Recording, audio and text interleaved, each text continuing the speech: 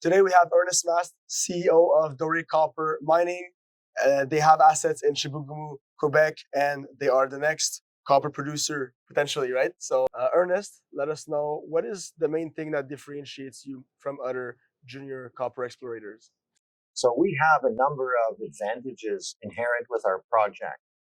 First of all, we have a lot of infrastructure in place, road access to all the mines, power access to our mill and some of the deposits. We're connected to the grid. We're 10 kilometers away from a mining town, Chibougamau, Quebec.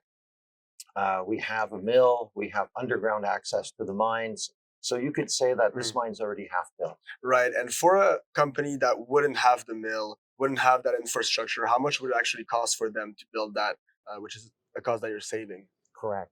I would say the cost of all the infrastructure we have that we're contemplating starting with is approximately 150 to 200 million right off the bat. And then there's the further benefits of being close to town. So we don't have to build a new camp. And again, that could be another 40 or 50 million. So that's really a lot of value that's hidden in the company. Right, totally. Going into your PEA results, can you expand on those and tell us, is there a way that those could get better if there's another PEA that's done or if it's revisited?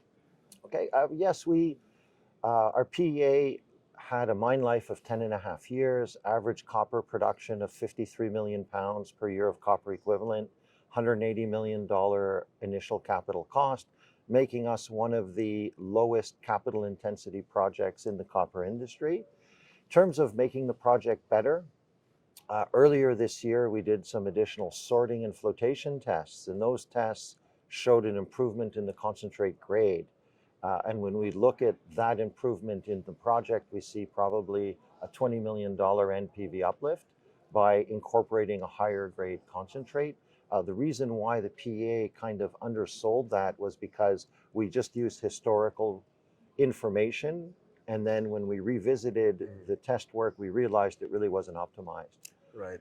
And in terms of the properties that you're currently on, is there any new properties you have your eyes on? Yes, we recently acquired a 65% JV with SOQUEM, and this is surrounding the Joman deposit.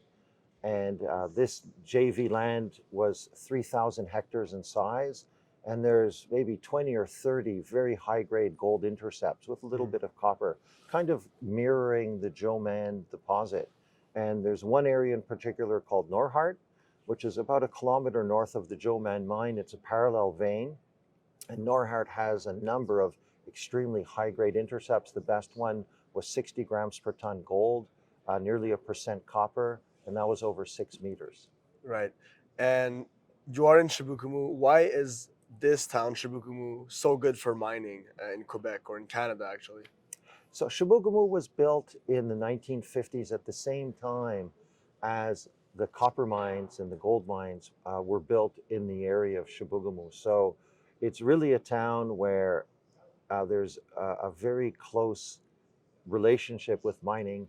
When I'm in town and I speak to people, it's inevitable that their father, their uncle, their aunt worked in our mines. Right. And so there's really a close association with mining. The mining operated from the 1950s to 2008, and there really were no negative environmental consequences from the mining. So they could see that mining at the time that was done was probably not as responsible as we would do it. So there's a feeling that mining is really part of the community. Right. And you want to bring this operation into production, right? Not sell it to a senior? Correct. So, that's a question which is a little philosophical.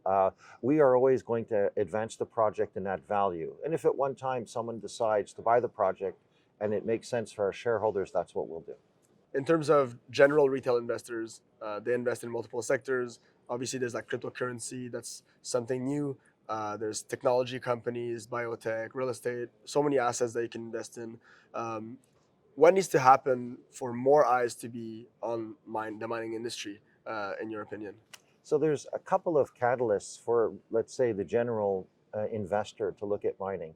The first one is we're at a point where we could have some significant movement with some of the commodity prices, and I think especially copper.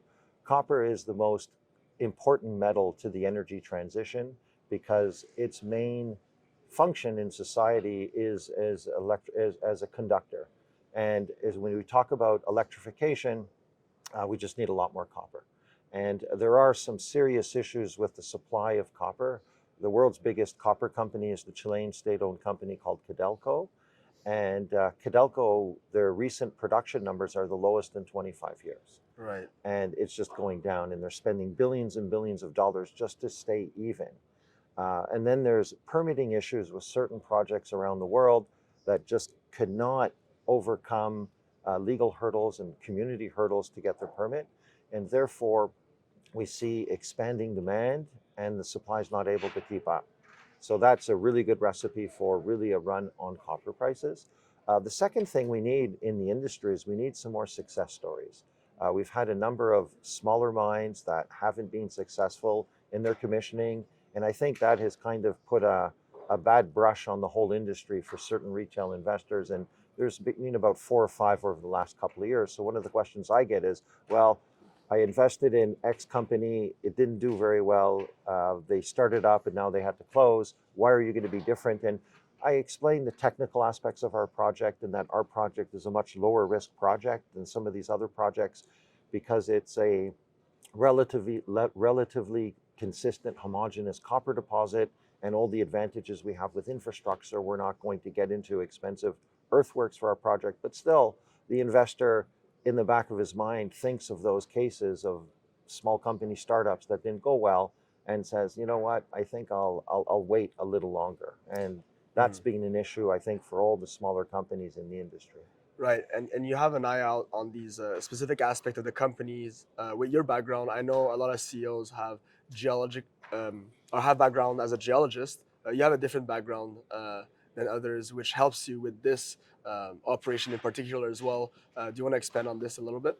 Yes, so my background is technically I'm a metallurgical engineer, but for the past nearly 20 years, I've been working running mines, running companies, dealing with communities, dealing with governments. And so I definitely am going to take a broader view of the whole project. I've built projects. Yeah. I built a mill in Chile, very similar to the size of mill we're going to be implementing.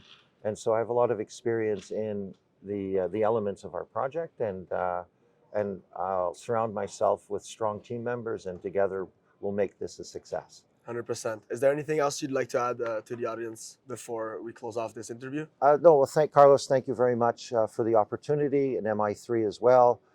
We should look out for some catalysts coming up with Doré Copper. We have a drill program planned for later this year, and that should be extremely interesting. And also, we should have some news regarding how we plan on advancing with our feasibility study. Thanks so much, Ernest. Yeah, thank you.